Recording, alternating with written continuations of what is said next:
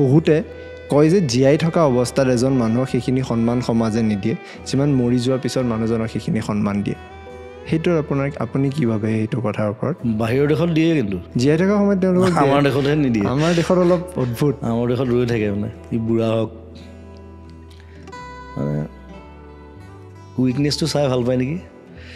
বুঢ়া হ'লে অভিয়াছলি উইক হয় ন মানুহ, সেইটো চাবলৈ ৰৈ থাকে। উইক হ'লে সন্মানটো জনাম। সন্মাননো কি আৰু, মৰমটো লাগে মোক বছ।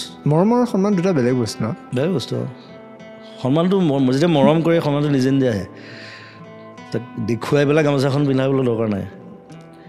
ভাল পাওঁ বছ, আই লাভ ইউ, জয় জুবিন দা। জয় জুবিন দা। সেইটোৱে মোৰ সন্মান। এইটো ধুনীয়া কথা।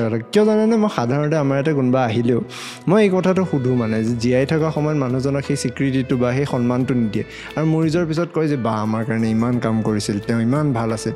এতিয়া মোৰ এনেকুৱা লাগে যে জীয়াই থকা সময়তে মানুহজনক তই সেই শান্তিটো নিদিলি, যোৱাৰ পিছত এতিয়া কিহৰ বেবাই আছ মানে? এতিয়া মই কৈ দিওঁ, এতিয়া মই সেইদিনা মোক ডক্টৰ দিওঁতেও মই কৈছোঁ তাত openly, I am not even graduate and you are giving me doctorate. খুব হাঁহিছে চবে।